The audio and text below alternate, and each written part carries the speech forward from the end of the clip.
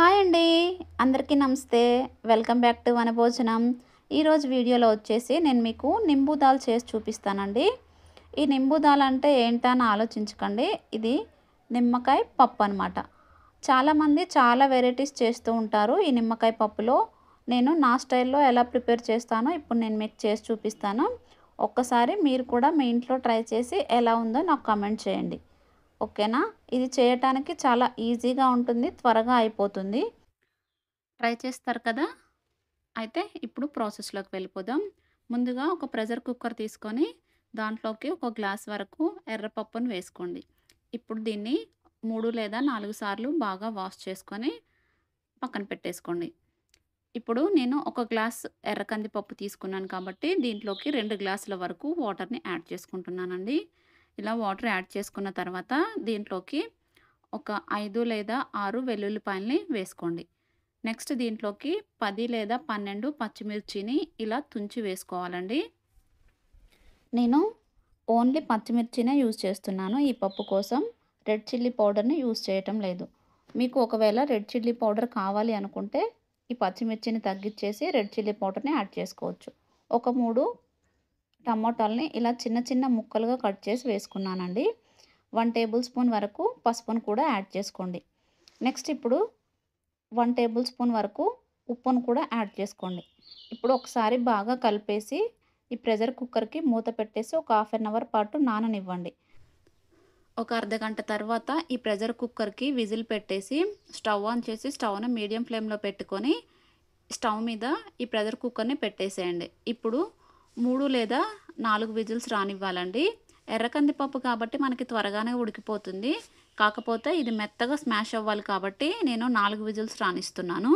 ఇప్పుడు ఈ పప్పు ఉడికిపోయేలోపు మనం నిమ్మకాయల నుంచి నిమ్మరసాన్ని తీసుకుందామండి. నేను ఒక గ్లాసు కందిపప్పు తీసుకున్నాను కాబట్టి నాకు 3 నిమ్మకాయలైతే పర్ఫెక్ట్‌గా సరిపోతాయి. నేను వీడియోలో చూపిస్తున్నాను కదా! ఆ వీడియోలో చూపించిన నిమ్మకాయలైతే 3 తీసుకోండి. కొద్దిగా పెద్దవైతే 2 తీసుకోండి. ఓకేనా? ఇప్పుడు ఈ నిమ్మకాయల రసాన్ని తీసి పక్కన పెట్టేసుకుందాం.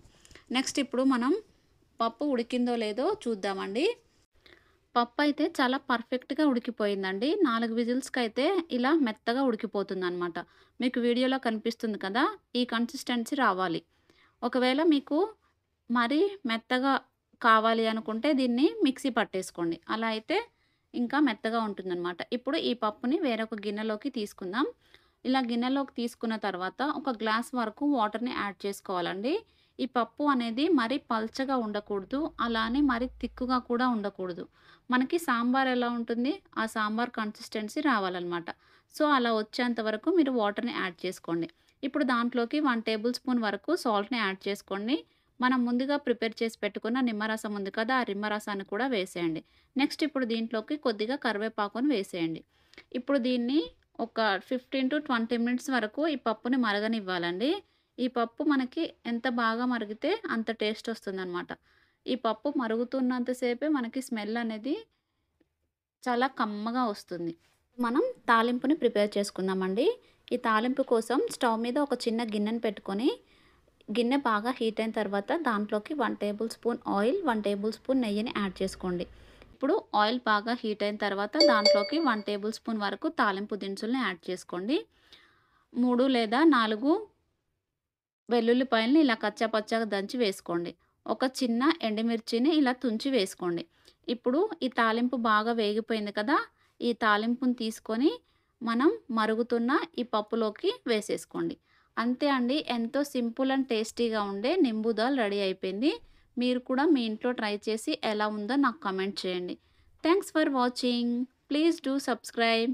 ఒకసారి ట్రై చేయండి. ఎలా ఉందో నాకు కామెంట్ చేయటం మర్చిపోకండి. Bye bye. Like, share, comment.